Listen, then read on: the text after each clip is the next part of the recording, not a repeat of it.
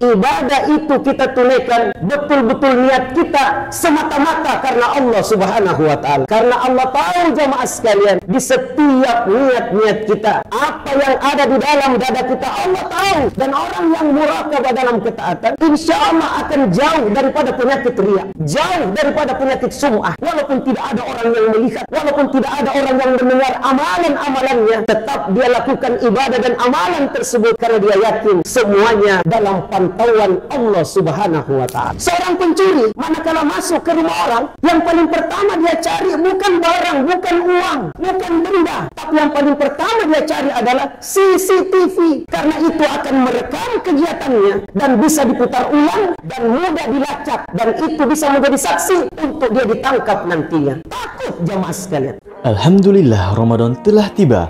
Mari sambut bulan yang penuh berkah bersama program-program edukasi Wahda TV.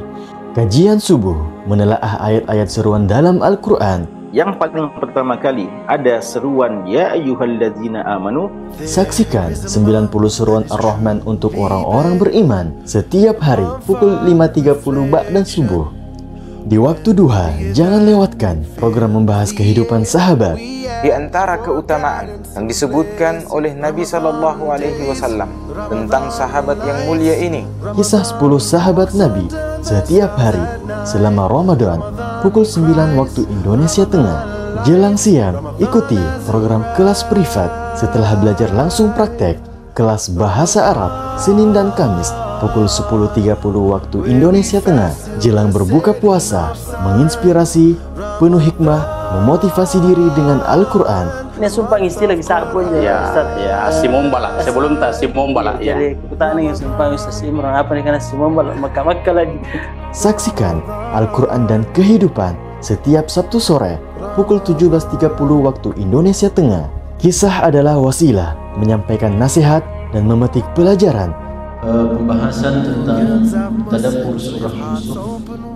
Jelang sholat tarawih, saksikan tadabbur 111 ayat surah Yusuf setiap malam pukul 20 waktu Indonesia Tengah. Pesona Ramadan bersama Wahda TV, lebih bermakna, lebih bertakwa.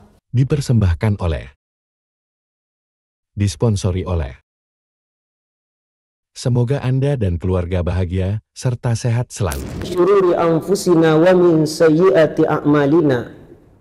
May yahdihillahu fala mudhillalah wa may yudlil fala hadiyalah. Wa asyhadu an la ilaha illallah wahdahu la syarikalah. Wa asyhadu anna Muhammadan abduhu wa rasuluh. Allahumma salli wa sallim ala Muhammad wa ala alihi wa ashabihi ajma'in wa man tabi'ahum bi ihsanin ila yaumiddin, amma ba'd. Fa ya ibadallah, usikum wa nafsi bi taqwallah, faqad fazal muttaqun. Faqad qala Allah ta'ala fi kitabihil karim, ya ayyuhalladzina amanu ittaqullaha haqqa tuqatih wala tamutunna illa wa antum muslimun. Ya ayyuhan nasu taqu rabbakumul ladzi khalaqakum min nafsin wahidah wa khalaqa minha zawjaha wa bassa minhuma rijalan katsiran wa nisaa'a wattaqullaha alladzi tasaaluna bihi wal arham innallaha kana 'alaikum raqiba. Ya ayyuhalladzina amanu taqullaha wa qulu qawlan sadida yuslih lakum a'malakum wa yaghfir lakum dzunubakum wa man yuti'illaha wa rasulahu faqad faza fawzan 'azima. Ma'asyiral muslimin, jamaah Jumat rahimakumullah. Kembali kita memuji dan bersyukur kepada Allah Subhanahu wa taala atas nikmat yang berlimpah yang Allah Subhanahu wa ta'ala masih curahkan kepada kita sekalian. Di antaranya adalah berupa nikmat kesehatan, kekuatan, serta kesempatan. Sehingga alhamdulillah, dengan nikmat-nikmat itulah dapatlah kita bersama-sama hadir di masjid yang mubarakah ini dalam rangka untuk beribadah kepada Allah Subhanahu wa ta'ala di hari Jumat yang mulia ini. Salam dan salawat tak lupa pula kita haturkan kepada junjungan kita Nabi Allah Muhammad sallallahu alaihi wasallam, Nabi sebagai contoh dan suri teladan kita bersama. Kami wasiatkan kepada diri pribadi kami dan demikian pula kepada jamaah sekalian, marilah senantiasa kita meningkatkan iman dan takwa kita kepada Allah Subhanahu wa taala dengan tentunya senantiasa melaksanakan segala perintahnya dan sedapat mungkin menjauhi segala apa-apa yang dilarang oleh Allah Subhanahu wa taala. Jamaah sekalian yang mulia, alhamdulillah hari ini kita telah memasuki hari yang ke-11 di bulan Ramadan 1445 Hijriah. Sudah 10 hari kita melaksanakan ibadah puasa kita. Sepertiga perjalanan telah kita lampaui. Mudah-mudahan jamaah sekalian, Allah Subhanahu wa taala masih memberikan kepada kita kesehatan, kekuatan serta kesempatan untuk kita dapat terus melaksanakan ibadah terbaik kita di bulan suci Ramadan yang mulia ini. Jamaah sekalian yang mulia, puasa begitu banyak mengajarkan kepada kita tentang kebaikan-kebaikan. Bukan hanya sekedar kuantitas daripada ibadah kita, tetapi juga kualitas daripada kehidupan kita. Jamaah sekalian yang mulia, minimal ada 3 pelajaran yang sangat kuat yang diajarkan kepada kita lewat ibadah puasa. Yang pertama jamaah sekalian, puasa mengajarkan kepada kita tentang keyakinan dan perasaan yang kuat, merasa diri diawasi Allah Subhanahu wa taala. Jamaah sekalian, inilah kenapa sampai puasa itu memiliki keutamaan yang cukup tinggi. Bahkan pahala yang didapatkan untuk orang yang berpuasa hanya Allah Subhanahu wa taala yang mengetahuinya. Perasaan inilah jamaah sekalian. Dalam hadis qudsi Rasulullah bersabda, "Kullu amal ibni Adam lahu al-hasanah bi asyri amsalika ila 700 di'fin." Setiap amal anak cucu Adam itu adalah untuknya, dan setiap satu kebaikan yang dia lakukan Allah lipat gandakan pahalanya 10 sampai dengan 700 kali lipat. Qala Allah Ta'ala illa siyam fa innahu li wa ana ajzi bihi taraka syahwatahu wa ta'amahu wa syarabahu min ajal. Allah Subhanahu wa taala berfirman, kecuali puasa. Puasa itu untukku kata Allah, dan aku sendiri yang akan mengganjarnya. Kenapa? 3 alasannya. Karena mereka telah meninggalkan syahwat, meninggalkan makan, meninggalkan minum semata-mata karenaku kata Allah. Inilah kekuatan puasa jamaah sekalian. Mengajarkan kita untuk ikhlas, beribadah semata-mata karena Allah, menahan lapar, dahaga semata-mata karena Allah, dan adanya keyakinan dan perasaan yang kuat bahwasanya Allah senantiasa melihat apa yang kita lakukan, apa yang kita kerjakan. Sebenarnya kalau kita ingin mencurang dalam puasa, bisa saja kita lakukan. Kita mungkin makan sahur dengan istri dan anak-anak kita di waktu sahur jamaah sekalian. Tetapi pada saat kita berangkat kerja jam 10 pagi, kita sudah ada mungkin di penjual makanan, di penjual coto jamaah sekalian. Di sana kita makan dan minum di situ, tidak ada orang yang lihat kita. Bahkan orang-orang yang ada di situ tidak mengenal kita. Setelah itu kita pulang pura-pura loyo jamaah sekalian di hadapan istri kita. Siapa yang tahu? Tapi kenapa kita tidak mau melakukan semuanya itu? Padahal ada kesempatan kita, ada waktu kita, luang bagi kita, luas Makassar ini untuk kita bisa bersembunyi, untuk makan dan minum di situ. Tapi kenapa kita tidak mau melakukan semuanya itu? Karena kita yakin ada Allah yang melihat apa yang kita kerjakan. Inilah yang dikenal dengan muraqabatullah, merasa diri diawasi Allah Subhanahu wa taala. Ini pelajaran yang sangat kuat jamaah sekalian. Pelajaran yang sangat kuat diajarkan kepada kita lewat puasa adalah muraqabah, merasa diri diawasi Allah Subhanahu wa taala. Dan rupanya ada 4 minimal keutamaan yang kita dapatkan kalau ada perasaan ini, kalau ada keyakinan ini. Yang pertama adalah muraqabah dalam ketaatan, yang kedua muraqabah dalam kemaksiatan, yang ketiga muraqabah dalam hal-hal yang mubah, dan yang keempat adalah muraqabah pada saat kita mendapatkan ujian. Yang pertama jamaah sekalian, muraqabah dalam ketaatan. Di saat kita melaksanakan perintah Allah seperti salat, puasa, zakat, infak, sedekah dan lain sebagainya, ibadah itu kita tunaikan betul-betul niat kita semata-mata karena Allah Subhanahu wa taala.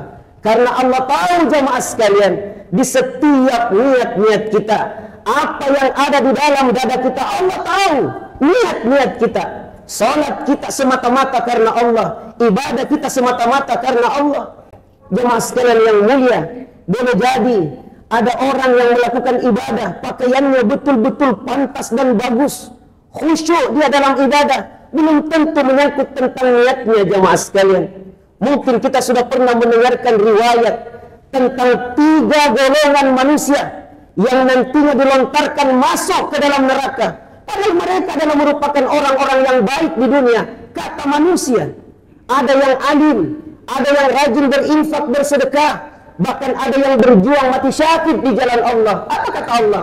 Kamu dusta, kamu bohong. Kau menjadi orang yang alim, belajar dan mengajarkan Quran, hanya ingin supaya engkau disebut sebagai seorang ulama, disebut sebagai seorang ustadz, disebut ini dan itu kau sudah dapatkan di dunia dan tidak berhak mendapatkan apa-apa di sisiku, kata Allah. Kemudian orang ini pun dilontarkan masuk ke dalam neraka. Allah tahu niat kita jemaah sekalian. Ada lagi yang berinfak, bersedekah, ditanya tentang bagaimana dia habiskan waktunya di dunia untuk infak sedekah, disampaikan kamu dusta, kamu bohong. Kau lakukan semuanya itu hanya ingin supaya engkau disebut sebagai seorang dermawan, sebagai seorang yang gemar untuk mengeluarkan infak sedekah, dan itu kau sudah dapatkan di dunia, tidak berhak mendapatkan apa-apa di sisiku, kata Allah. Orang ini pun dilontarkan masuk ke dalam neraka. Maka jemaah sekalian, luruskan niat kita. Kita ibadah bukan karena manusia, bukan ingin mendapatkan pangkat dan kedudukan, bukan ingin mendapatkan decak kagum, tapi kita beribadah semata-mata karena Allah Subhanahu wa taala. Muraqabah dalam ketaatan menyebabkan seseorang itu niatnya tulus semata-mata karena Allah, dia ikhlaskan ibadahnya semata-mata karena Allah, dan dia mengerjakan ibadah itu secara maksimal karena dia yakin mendapatkan pantauan dari Allah Subhanahu wa taala. Dan orang yang muraqabah dalam ketaatan, insya Allah akan jauh daripada penyakit riya, jauh daripada penyakit sum'ah. Walaupun tidak ada orang yang melihat, walaupun tidak ada orang yang mendengar amalan-amalannya, tetap dia lakukan ibadah dan amalan tersebut karena dia yakin semuanya dalam pantauan Allah Subhanahu wa taala. Yang kedua jamaah sekalian, muraqabah dalam kemaksiatan. Pernahkah kita melihat jamaah sekalian, ada masjid, perumahan, kantor atau toko tertulis di dindingnya, ada spanduk tertulis di dindingnya, kawasan ini, perkantoran ini atau wilayah ini diawasi oleh CCTV. Lantas ada gambar CCTV-nya. Saya yakin jamaah sekalian kita sering melihat itu. Dan kalau ada peringatan macam demikian, maka begitu takutnya pencuri masuk ke tempat itu. Begitu takutnya. Kenapa? Ada CCTV. Seorang pencuri, manakala masuk ke rumah orang, yang paling pertama dia cari bukan barang, bukan uang, bukan benda, tapi yang paling pertama dia cari adalah CCTV. Karena itu akan merekam kegiatannya dan bisa diputar ulang dan mudah dilacak, dan itu bisa menjadi saksi untuk dia ditangkap nantinya. Takut jamaah sekalian. Seorang pegawai di kantor, karena adanya dewan pengawas, sulit dia bermain curang. Ini ada pengawasan. Kenapa justru keyakinan kita tidak angkat jamaah sekalian lebih tinggi lagi? Inna rabbaka labil mirsad. Sesungguhnya Tuhanmu itu maha mengawasi. Inna Allah la yakhfa alaihi syai'un fil ardi wala fis sama. Tidak adalah bagi Allah jamaah sekalian yang tersembunyi, baik yang ada di bumi maupun yang ada di langit. Kalaulah kita takut dengan CCTV, para mahasiswa pada saat ujian, tidak ada pengawas yang mengawasi, tapi ada 17 CCTV yang mengawasi. Saya yakin dia takut untuk menyontek jamaah sekalian. Tapi kalau ada perasaan merasa diri diawasi Allah Subhanahu wa Ta'ala, walaupun tidak ada CCTV, dia tetap melakukan kebaikan. Kenapa? Karena dia yakin ada Allah yang melihat apa yang dia lakukan, apa yang dia kerjakan. Jamaah sekalian yang mulia, hal inilah yang menyebabkan seorang muslim jamaah sekalian tidak mau melakukan keculasan, tidak mau melakukan kecurangan, tidak mau melakukan kemaksiatan. Kenapa? Karena ada Allah yang melihat. Dan kekuatan ini jamaah sekalian tinggi sekali kedudukannya. Mungkin kita pernah mendengarkan hadis Rasulullah tentang 7 golongan yang nanti di akhirat itu akan mendapatkan naungan, di mana tidak ada lagi naungan pada saat itu kecuali naungan Allah Subhanahu wa Ta'ala. Dari 7 golongan itu, salah satunya adalah seorang lelaki yang diajak oleh seorang perempuan cantik lagi berkedudukan tinggi untuk melakukan hal yang tidak senonoh, dalam tanda petik berzina. Namun dia menepis ajakan tersebut dengan mengatakan, inni akhafullah, saya takut kepada Allah Subhanahu wa Ta'ala. Kedudukannya tinggi agung jamaah sekalian, merasa diri diawasi Allah.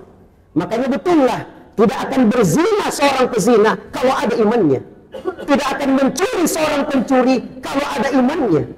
Pernahkah kita mendengarkan hadis Rasulullah tentang 3 orang sahabat yang masuk ke dalam gua, kemudian gua itu tertutup oleh batu, kemudian mereka bertawassul berdasarkan amalan-amalan terbaik mereka. Salah satu di antara ketiganya adalah dia berdoa kepada Allah bahwasanya dia pernah menyukai seorang perempuan yang cantik sekali, tapi perempuan itu tidak suka dengan dia. Namun dia sempat menjebak perempuan itu dengan utang yang banyak, dan dia sampaikan kepada perempuan itu, kalau mau lunas utangmu, berhubungan kita sebentar malam dalam makna yang khusus. Hampir terjadi kejadian itu. Seperti timba sudah mau masuk ke dalam sumur, tiba-tiba sang perempuan mengatakan, minta maaf, ittaqillah, kita belum halal. Tidak takutkah kamu kepada Allah yang melihat apa yang kita lakukan? Serta-merta laki-laki ini, serta-merta saya langsung menepis perempuan tersebut dan menjauh daripada saya, dan saya katakan, lunas utangmu. Kalau itu betul-betul ikhlas karenamu ya Allah, bukakan pintu gua ini. Pintu gua terbuka jamaah sekalian. Inilah yang menyebabkan Abu Bakar As-Siddiq begitu takutnya memakan sesuap makanan yang diberikan oleh pembantu beliau, yang hasil tipuan dari pembantunya. Tiba-tiba beliau meminta air dan mencokoki air di mulut beliau dan memuntahkan semua apa yang beliau makan tadi. Cuma sekalian yang mulia, itu karena takutnya kepada Allah Subhanahu wa Ta'ala. Makanya kalau dia seorang pejabat, dia tidak akan berani korupsi jamaah sekalian. Kalau dia seorang pedagang, dia tidak akan berani mengurangi anak timbangan. Inna rabbaka labil mirsad, sesungguhnya Tuhanmu itu maha mengawasi. Kalau dia seorang suami, dia akan menjadi suami yang setia, dia tidak akan selingkuh di belakang istrinya. Ini jamaah sekalian yang mulia, muraqabah dalam kemaksiatan yang akan menahan kita untuk tidak melakukan kemaksiatan karena kita merasa diri diawasi oleh Allah. Dan pelajaran ini bukan 1 hari 2 hari, tapi diajarkan selama 1 bulan untuk merasakan adanya kedekatan Allah Subhanahu wa Ta'ala, adanya pengawasan Allah Subhanahu wa Ta'ala di dalam kehidupan kita. Yang ketiga, muraqabah dalam hal-hal yang mubah seperti jujur, amanah, tanggung jawab. Maka kita akan menjadi pribadi-pribadi yang jujur, pribadi-pribadi yang berintegritas dalam kerja kita, pribadi-pribadi yang amanah. Kenapa jamaah sekalian? Bukan karena bos, bukan karena yang lain, tapi karena ada Allah yang melihat apa yang kita lakukan, apa yang kita kerjakan. Demikian pula muraqabah dalam hal ujian jamaah sekalian. Kemudian pelajaran yang kedua yang indah diajarkan lewat ibadah puasa yang kita tunaikan adalah kita diajarkan untuk optimis di dalam hidup. Orang yang puasa jamaah sekalian, diajarkan optimis. Dia haus, dia lapar. Mulai dari terbit fajar sampai dengan terbenam matahari. Tapi kenapa dia tahan menahan haus? Kenapa dia tahan menahan lapar? Karena dia tahu di ujung daripada laparnya itu, di ujung daripada hausnya tersebut, ada waktunya untuk berbuka puasa. Ini optimis jamaah sekalian. Oleh karena Rasulullah bersabda, "Lis-sha'im farhatan, farhatun indal fitr wa farhatun inda liqa'i rabbih."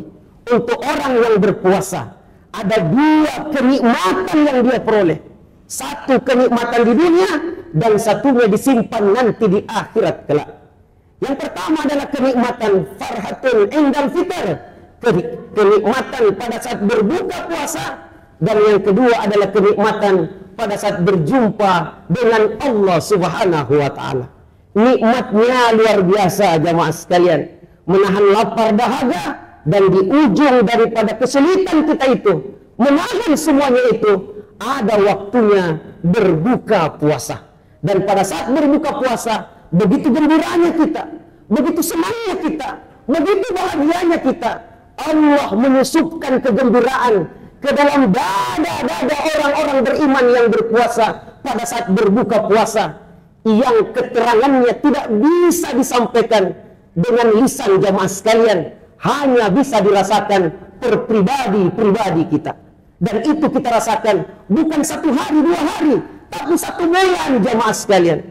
Maka pantaslah baru kita paham jamaah sekalian, kenapa sampai orang-orang beriman rindu untuk berjumpa dengan Ramadan. Bahkan mereka berdoa 6 bulan sebelum masuk Ramadan.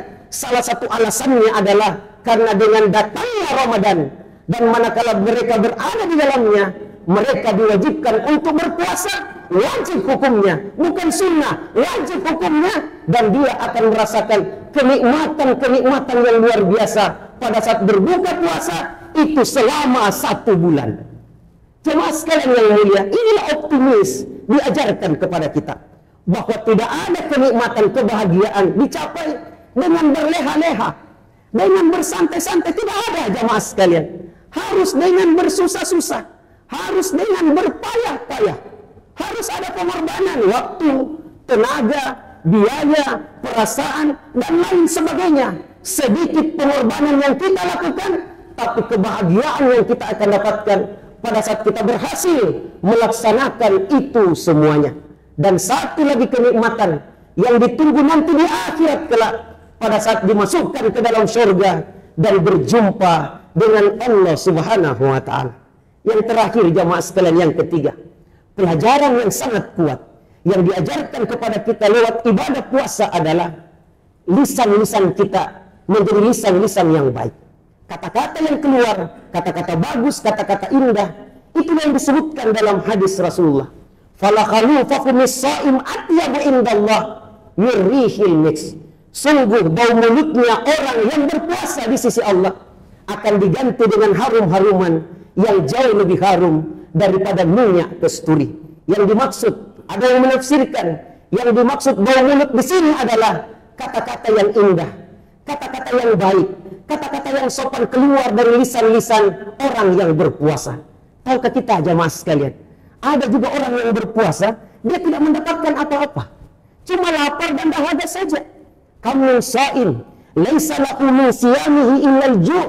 Betapa banyak orang yang berpuasa, dia tidak mendapatkan apa-apa dari puasanya tersebut kecuali lapar saja, kecuali dahaga saja. Celaka orang macam begini, dia puasa, sah puasanya, tapi tidak mendapatkan apa-apa, tidak dapat pahala, tidak dapat kebaikan, walaupun sah puasanya. Siapakah itu?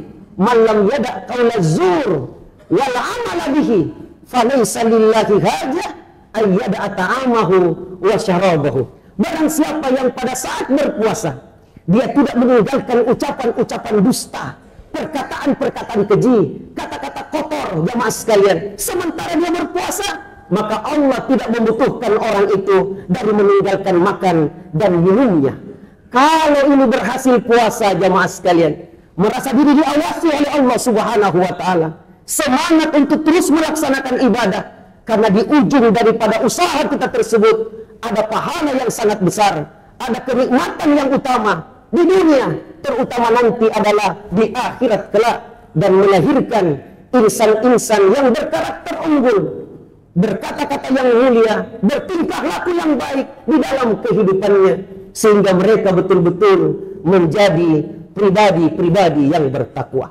Barakallahu li wa lakum fil Qur'anil azim, wa nafa'ni wa iyyakum bima fihi minal ayati wa zikril hakim, wa taqabbala minni wa minkum tilawatahu innahu huwas samiul alim.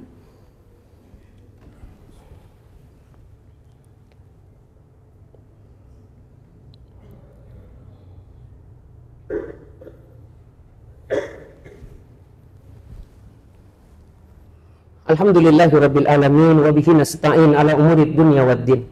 Asyhadu an la ilaha illallah wahdahu la syarikalah, wa asyhadu anna Muhammadan abduhu wa rasuluh. Usikum wa iyaya bitaqwallah faqad fazal muttaqun. Jamaah sekalian yang mulia, di khutbah yang kedua ini kami mengajak kepada diri pribadi kami dan juga kepada jamaah sekalian, marilah senantiasa kita meningkatkan iman dan takwa kita kepada Allah Subhanahu wa taala, dengan tentunya senantiasa melaksanakan segala perintahnya dan menjauhi segala apa-apa yang dilarang oleh Allah Subhanahu wa taala. Mari jamaah sekalian, kita sama-sama berdoa kepada Allah Subhanahu wa taala. Semoga Allah Subhanahu wa taala menetapkan iman dan takwa dalam diri kita sampai dengan nantinya kita meninggal dunia dalam keadaan husnul khatimah. Mari di hari Jumat yang mulia ini kita banyak-banyak bersalawat kepada Rasulullah sallallahu alaihi wasallam. Innallaha wa malaikatahu yusalluna 'alan nabi ya ayyuhalladzina amanu sallu alaihi wa sallimu taslima. Allahumma salli ala Muhammad wa ala ali Muhammad kama sallaita ala Ibrahim wa ala ali Ibrahim, wa barik ala Muhammad wa ala ali Muhammad kama barakta ala Ibrahim wa ala ali Ibrahim fil alamina innaka Hamidum Majid. Allahumma ghfir lil muslimina wal muslimat wal mu'minina wal mu'minat al ahya'i minkum wal amwat innaka sami'un qaribun mujibu da'wati ya kadiyal hajat. Allahumma arinal haqqa haqqan warzuqna ittiba'ah wa arinal batila batilan warzuqna ijtinabah. Rabbana ighfir lana dzunubana wa li ikhwanina alladzina sabaquna bil iman wa la taj'al qulubana ghillan lil ladzina amanu Rabbana innaka ra'ufur rahim. Rabbana zalamna anfusana wa illam taghfir lana wa tarhamna lanakunanna minal khasirin. Rabbana hab lana min azwajina wa dzurriyyatina qurrata a'yun waj'alna lil muttaqina imama. Rabbana atina fid dunya hasanah wa fil akhirati hasanah wa qina adzaban nar. Subhanakallahumma rabbana wa bihamdik nashhadu an la ilaha illa anta wa nastaghfiruka wa natubu ilaik. Subhana rabbika rabbil izzati amma yasifun wa salamun alal mursalin walhamdulillahi rabbil alamin. Hakimis salat.